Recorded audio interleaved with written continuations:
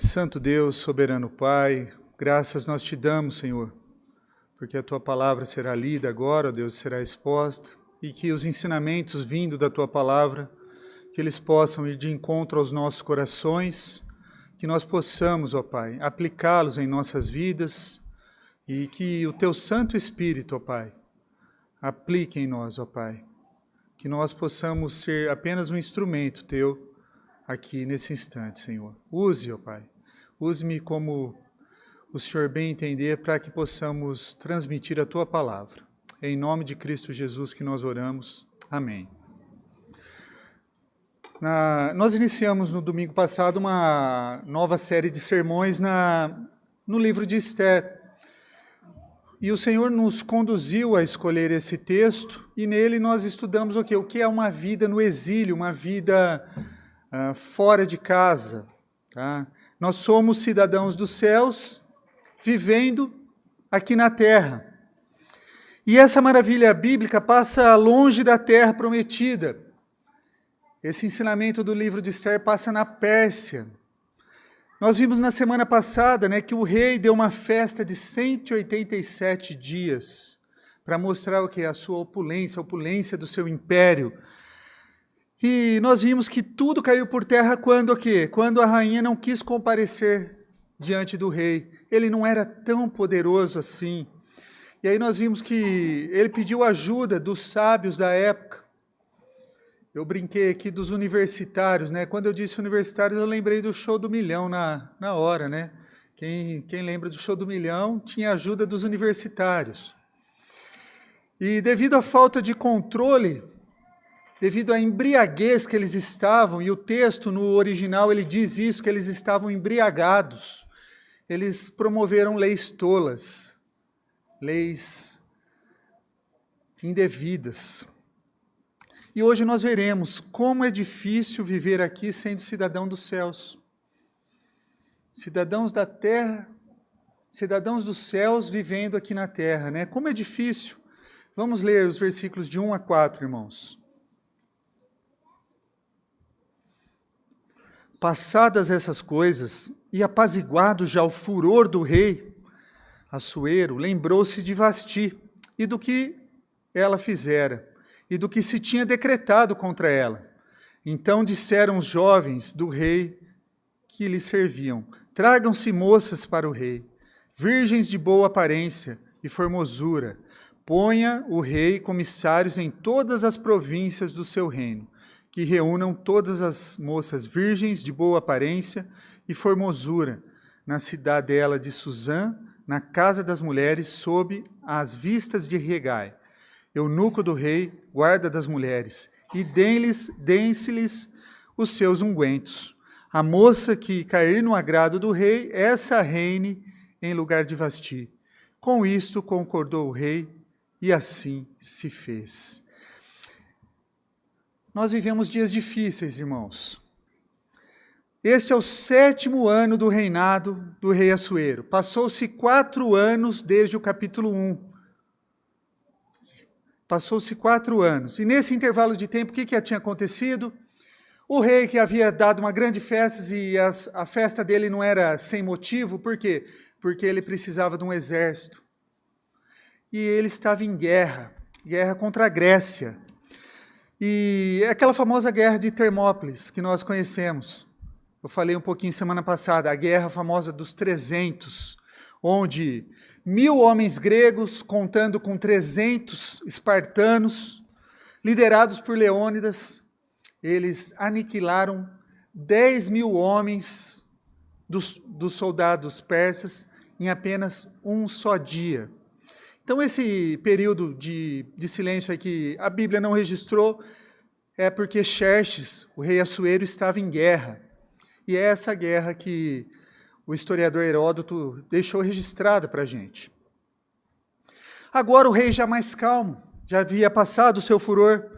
Mesmo que ele tivesse se arrependido, ele não poderia voltar atrás e trazer a rainha Vasti de volta. Então o que ele faz? Ele tem que cumprir o decreto. É um decreto que não poderia deixar de ser cumprido. Era impossível, ele era irrevogável. Vocês lembram quando Dario assinou um decreto que não queria ir contra Daniel, lá no capítulo 6, mas teve que cumprir o decreto, segundo a lei dos medos e dos persas, que não se pode revogar. Daniel 6:8. Era uma lei, um decreto que não podia revogar. E quando fizeram aquela cilada lá por Daniel, que Daniel orava, não adorava o rei, ele não teve como não cumprir o que havia decretado. Então, Assuero também fez cumprir o decreto que eles haviam assinado. E aí os jovens, mais uma vez ele sendo aconselhado por jovens, disseram, tragam as moças virgens de boa aparência e formosura, e ele vai escolher quem vai ser a próxima rainha. Os dias são difíceis, pois é um mundo que valoriza muito a aparência, muito a estética. E nós vimos semana passada o rei querendo mostrar toda a aparência, toda a formosura, toda a opulência do seu palácio, das suas posses, do que ele tinha. Inclusive, ele queria mostrar, por último, a sua esposa, a rainha Vasti. Você que cresceu na igreja ou participa da escola dominical, você ouviu a história de Esther, né? Como se fosse um conto de fadas, onde Esther vai achar um rei e vai viver feliz para sempre. Mas não é isso que está acontecendo aqui nesse momento. E se romantizaram tanto assim a história de Esther, não é bem assim. Essa não é a história verdadeira que acontece com Esther. Tá? Mas não é isso que acontece nesses 2 primeiros capítulos, pelo menos. Aqui o rei manda o quê?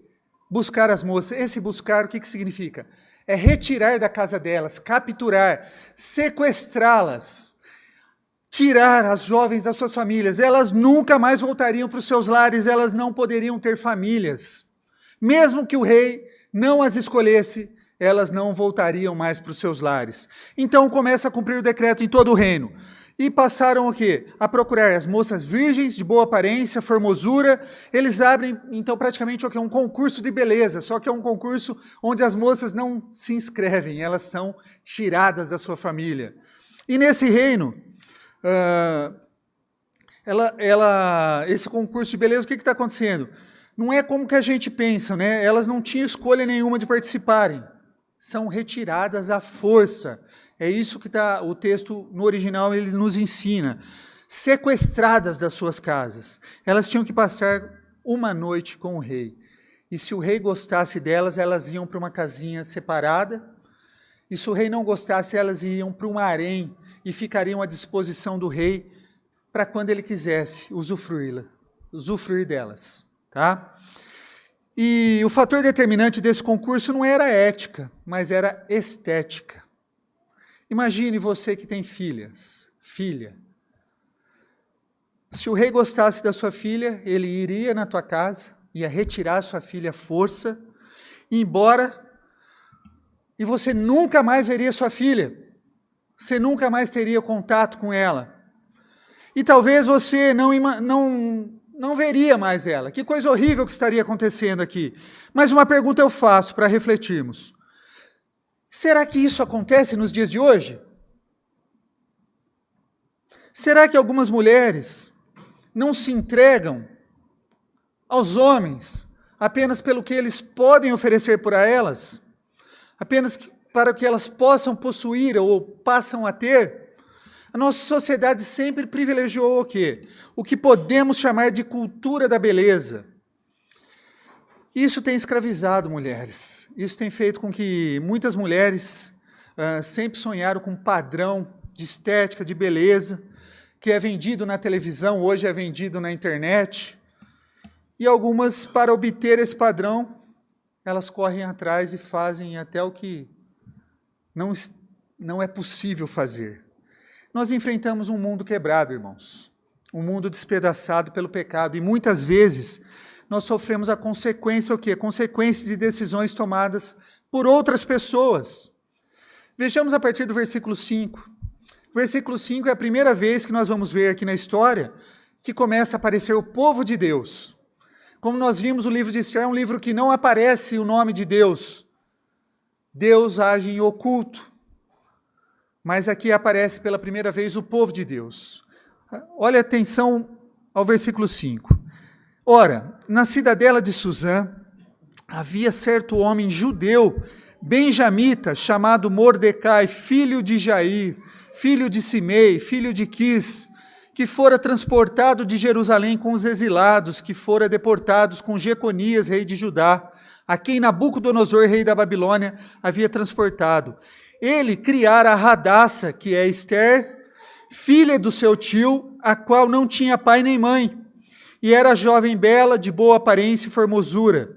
Tendo-lhe morrido o pai e mãe, Mordecai a tomara por filha. Veja o verso 8. Em se divulgando, pois, o mandato do rei e a sua lei, ao serem ajuntadas muitas moças na cidadela de Suzã, sob as vistas de Hegai, levaram também Ester à casa do rei, sob os cuidados de Hegai, guarda das mulheres. Interessante, meus irmãos, um judeu da tribo de Benjamim, alguém do povo de Deus, que teve que sair da terra de Canaã, porque foram exilados. E eles não saíram porque eles eram bonzinhos. Deus avisou através dos profetas, obedeçam, sigam meus caminhos, voltem para Deus. E eles desobedeceram a Deus, e aí Deus mandou o exílio. Deus tirou eles do povo deles. Então eles foram exilados por 40 anos como um castigo, por desobedecerem a Deus. Mas depois disso, teve um decreto, e eles poderiam ter voltado.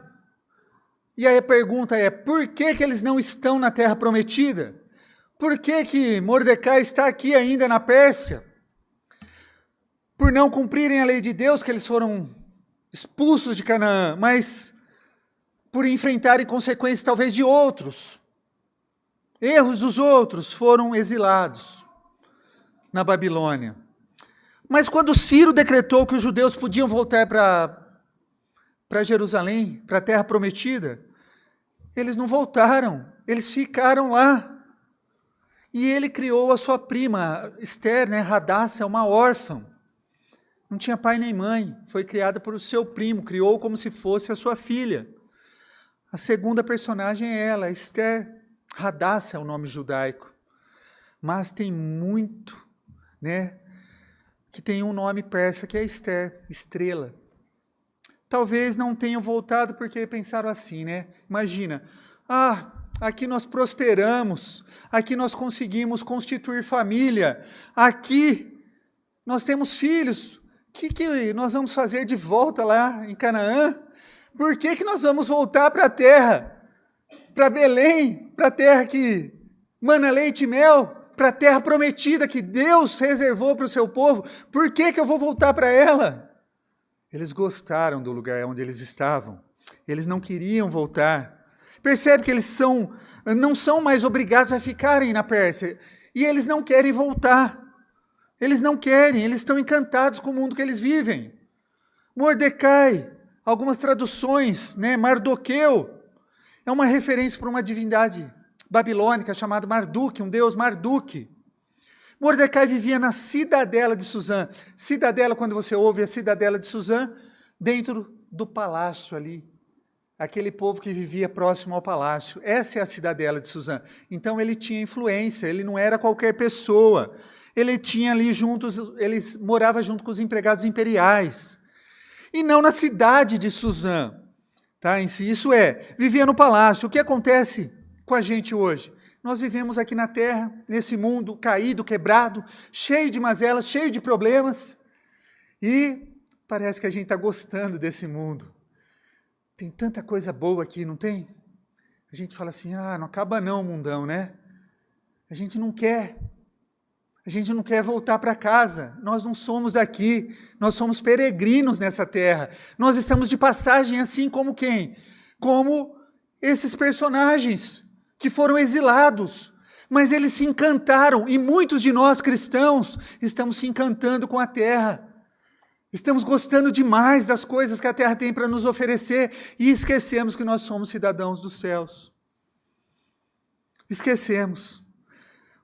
Nós vivemos em um mundo que as consequências passadas afetam até hoje, principalmente as consequências de Adão e Eva, do pecado deles, afetam nós até hoje. Ficamos enrolados. Aconteceu algo com você que você não queria. Não sabemos como sair desse imbróglio. Aconteceu com Mordecai, aconteceu com Esther. Similarmente aconteceu conosco. Muitas coisas. E um dia, esse mundo encantador vai tirar a nossa menina, vai tirar a pessoa que a gente ama, a menina órfã, que tinha talvez chorado muito quando perdeu seus pais,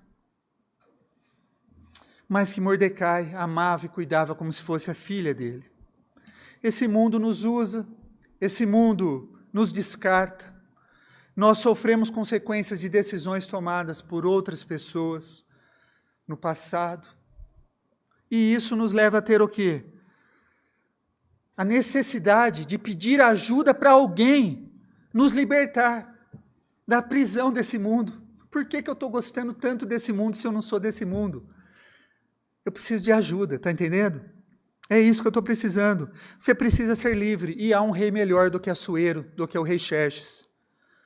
Um rei que não olha para a sua aparência, para a sua estética, a roupa que você está vestindo, ou a sua aparência, né? Como eu disse, Jesus é esse rei. O rei, ele sabe o quão horríveis nós somos por causa dos nossos pecados. E mesmo assim, ele nos amou incondicionalmente, como nós lemos e cantamos no primeiro texto, no primeiro hino deste culto. A Bíblia diz em Isaías 53, versículos 2 e 3, não havia nada de belo nem majestoso em sua aparência. Nada que nos atraísse, foi desprezado e rejeitado, homem de dores, que conhece o sofrimento mais profundo. O Senhor Jesus aqui é descrito como alguém que a sua aparência não era formosa, alguém que não era belo. E nós aqui buscando e correndo, tentando correr atrás do belo. O nosso rei, alguém sem formosura, foi desprezado, rejeitado, sofreu o que talvez você esteja sofrendo hoje, você buscando padrões de beleza, e ele oferece de graça uma vida que não tem comparação com as melhores delícias dessa terra. Primeira lição, meus irmãos, é que nós vivemos dias difíceis, isso é um fato. A segunda lição é que nós não somos deste mundo. Versículos 9, meus irmãos. A moça lhe pareceu formosa e alcançou favor perante ele, pelo que se apressou em dar-lhes os ungüentos e os devidos alimentos, como também 7 jovens escolhidas da casa do rei, e a fez passar com as suas jovens para os melhores aposentos da casa das mulheres. Parece que Esther teve alguns privilégios aqui. Ela nem tinha se encontrado com o rei, Hegai já a viu, já selecionou, separou ela, talvez ele soubesse o gosto do rei. Eu sei que ela foi separada ali já e teve privilégios. Esther foi levada também e ela encontrou um favor então diante de Hegai, o eunuco do rei. Ele apressou-se a lhe dar ungüentos e alimentos. Isso é, elas tinham que ficar 1 ano comendo certas comidas e certos ungüentos, para passar 6 meses fazendo tal coisa e 6 meses fazendo outras coisas. Ia passar 1 ano de tratamento de beleza, de estética. Imagina você, mulher. Você vai ganhar do seu marido, a partir de amanhã, 1 ano de salão de beleza. 1 ano. Olha que coisa maravilhosa, né? Meus maridos que vão se lascar depois, né? Saindo do culto, né? 1 ano. Olha só, ele preparou isso para todas as mulheres. 1 ano de salão de beleza. Todos os dias, recebendo do bom e do melhor. Para estar perfeitamente apresentável diante do rei. É isso que está acontecendo aqui. E o rei ia chamando, uma por uma, e elas voltavam para os seus quartos. Olha o versículo 10, irmãos. Esther não havia declarado o seu povo, isso é, ela não tinha falado ainda que ela era judia, que ela era do povo de Deus, ela ficou quieta. Ela ficou quieta, Mardoqueu também. Nem a sua linhagem, pois Mordecai lhe ordenara que não declarasse. Passeava Mordecai todos os dias diante do átrio da casa das mulheres. Ele tinha livre acesso ali, meus irmãos. Ele não era qualquer pessoa, ele era alguém de influência. Continuando, passeava lá entre o átrio das casas das mulheres para se informar de como passava Ester e o que lhe sucederia. E chegando o prazo de que cada moça vir ao rei Assuero, depois de tratada segundo as prescrições para as mulheres por 12 meses, porque assim se cumpriam os dias de seu embelezamento, 6 meses com óleo de mirra e 6 meses com especiarias e com perfumes e ungüentos em uso entre as mulheres. Então é que vinha a jovem ao rei e a ela se dava o que desejasse para levar consigo da casa das mulheres para a casa do rei. À tarde entrava e pela manhã tornava à segunda casa das mulheres, sob a vista de Sasgás, eunuco do rei, guarda das concubinas, não tornava mais ao rei, salvo se o rei desejasse e se ela fosse chamada pelo nome. Ester, filha de Abial, tio de Mordecai, que a tomara por filha, quando lhe chegou a vez de ir ao rei, nada pediu além do que disse Hegai, eunuco do rei, guarda das mulheres. E Ester alcançou o favor de todos quantos haviam. Assim foi levada Ester ao Assuero, à casa real, no 10º mês, que é o mês de Tebete, no 7º ano do seu reinado. O rei amou a Ester mais do que todas as mulheres, e a ela alcançou perante ele favor e benevolência, mais do que todas as virgens. O rei lhe pôs na cabeça a coroa real e a fez rainha em lugar de Vasti. Então o rei deu um grande banquete a todos os seus príncipes e aos seus servos. Era o banquete de Ester. Concedeu alívio às províncias e fez presente segundo a generosidade real. Quando pela segunda vez se reuniram as virgens, Mordecai estava assentado à porta do rei. Mordecai tinha um livre acesso ali dentro do palácio e, ao final, quando pela segunda vez se reuniram as virgens, onde estava Mordecai? Sentado à porta do rei. Mordecai não era qualquer pessoa, ele tinha uma certa influência nesse local. O que temos aqui? Ester foi vítima, meus irmãos. Vítima de um sequestro, de uma retirada. Mas ela não foi inocente. Ela não foi inocente, ela cometeu erros. Vocês viram um pouquinho hoje, quem esteve aqui na escola dominical, sobre a presciência de Deus. A presciência nada mais é o quê? Que Deus, ele não foi o quê? Surpreendido pela tomada de decisão de Ester em não revelar que ela não era do povo de Deus.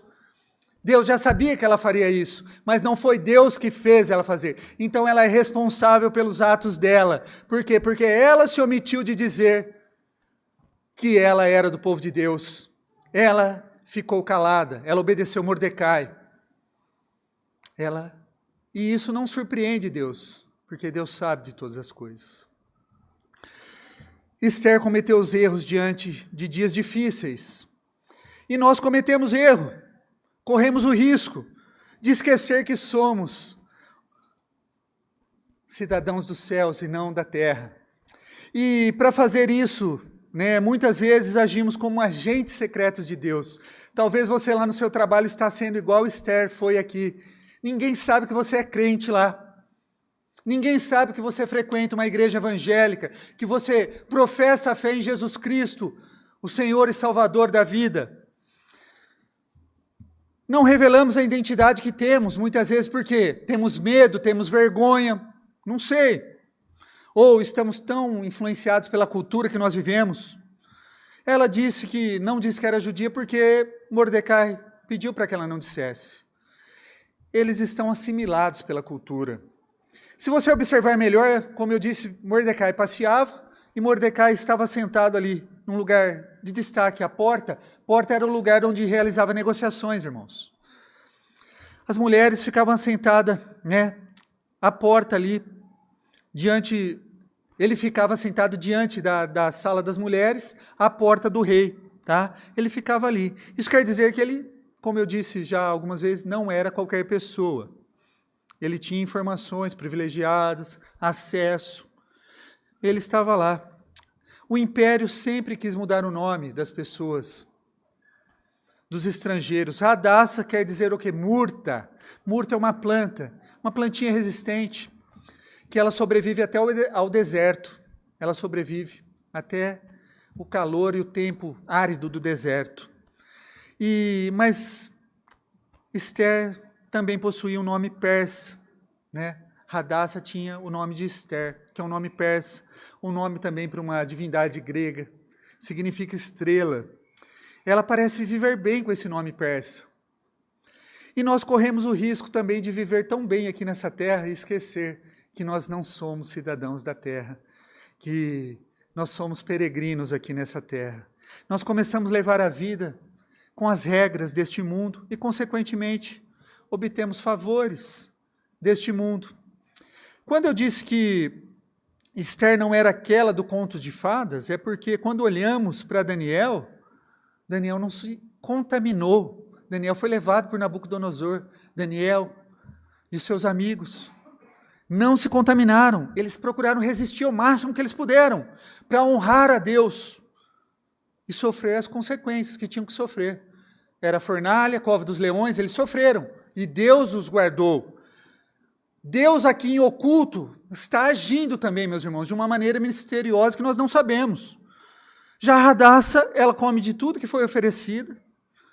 Para o quê? Para ela, durante um ano, ela não diz que se contaminaria com as finas iguarias do rei. Nós sabemos que Deus chamou o seu povo para ser diferente. E aqui, nessa época, eles tinham dietas alimentares, eles não podiam comer qualquer coisa. Isso não é tudo. No verso 15 nós vemos o quê? Que ela foi e se deitou com o rei. Ela teve que ir se deitar com o rei, sem ser casada com o rei. E ela conquistou o coração desse rei através do sexo. Mas o que está acontecendo aqui não é normal. Esther foi vítima, mas também foi cúmplice. A nova rainha da Pérsia. Talvez você esteja sendo o quê? Muito vítima e tem se aproveitado do quê? Daquilo que tem sido dado para você comer. O mundo, né, tem oferecido e você está comendo. Talvez você esteja conquistando posições no seu trabalho, no mundo, mas ninguém sabe que você é cristão lá, que você possui valores diferentes deste mundo. O que é mais importante para você? Você responde no seu coração, o que é mais importante para você? É possível ser fiel, meus irmãos, mas você vai sofrer consequências. Esther jogou um jogo com muitas mulheres, ela ganhou, mas deveria ter o quê? Se posicionado, dito assim, Senhor, eu não posso ficar nua diante do Senhor e me casar, e me deitar com o Senhor antes de casar. Mas ela não fez, ela não se posicionou. Você não é meu marido. Eu não posso me submeter a essas comidas diferentes. Diferente dos amigos de Daniel, que se posicionaram. Até esse momento, Esther, Hadassa, ela é pior do que a própria Vasti, que não quis comparecer perante o rei. Olha o versículo 20, irmãos.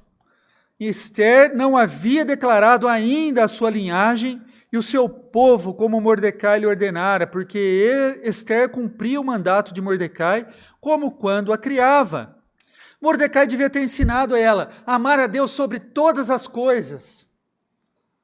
Mas não. Dizer para ela, nós precisamos dizer quem nós somos. Será que estamos com medo de desagradar a pessoa que amamos mais do que a Deus? Será? Não sei. Por que as pessoas não sabem que nós somos cristãos? A terceira lição, meus irmãos, nós falhamos também, mas Deus com graça usa o quê? Deus nos usa, mesmo falhos, para cumprir o seu propósito.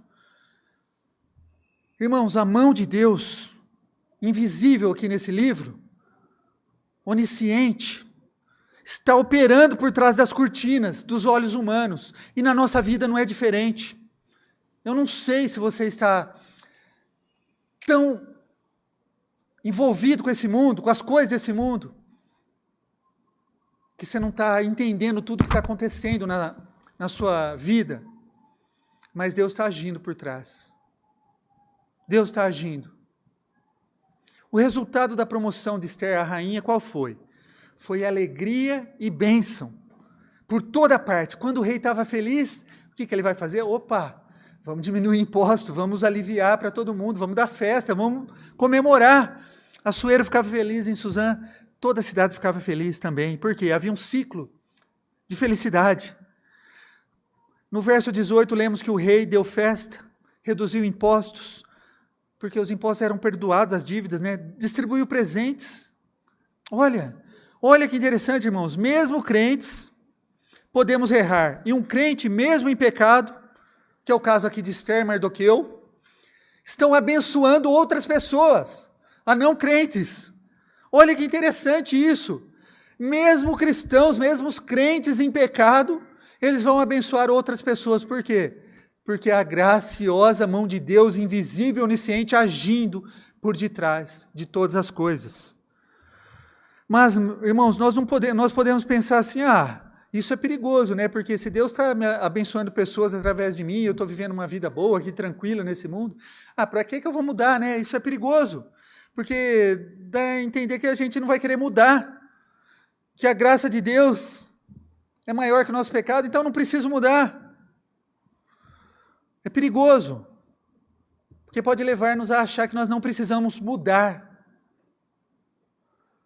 Mas não, o que devemos aprender é que a graça do nosso Deus, ela é maior que o nosso pecado, irmãos. Ela é maior. E somente um ser com tal graça e sabedoria iria nos adotar, iria nos proteger de uma maneira tão ímpar, tão particular assim. Versículo 21, meus irmãos. Naqueles dias, estando Mordecai sentado à porta do rei, 2 eunucos do rei, dos guardas da porta, Bigtã e Teres, sobremodo se indignaram e tramaram atentar contra o rei Assuero. Veio isso ao conhecimento de Mordecai, que o revelou à rainha Esther. Esther o disse ao rei, em nome de Mordecai. Investigou-se-lhe o caso, e era fato. E ambos foram pendurados numa forca. Isso foi escrito no livro das crônicas perante o rei. O que esse pedacinho de história tem a ver com qualquer coisa? Quem se importa com Bigtã e Teres? Quem são esses? Ninguém. Só o historiador mesmo que registrou no livro das crônicas. Por quê? Porque esse fato tão insignificante vai se tornar o quê? Vital no plano de Deus. Irmãos, apesar de nós, Deus está trabalhando na história. Rainha Esther contou para o rei em nome de Mordecai. Apesar de Esther, Deus continua com seu plano de redenção. Apesar de nós, Ele continua com seu plano de redenção. Ele salva o rei da Pérsia. Mordecai descobre uma conspiração, vai lá, entrega, conta, Esther conta. Esses homens conspiraram e foram mortos.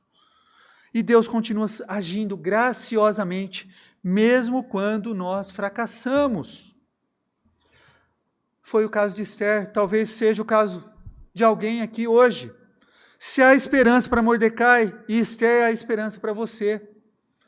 Mesmo que você esteja imerso na cultura deste mundo quebrado pelo pecado, Deus usa Esther para a manutenção do seu povo, para cumprir a história da redenção, para preservar os judeus, para que Jesus, o Salvador, nasça. Porque se os judeus todos fossem exterminados, Jesus não nasceria. Com Jesus, há sempre uma nova chance, irmãos. Sempre. Independente do seu passado, independente do momento que você esteja vivendo, com Jesus sempre há uma nova chance para você voltar para Deus.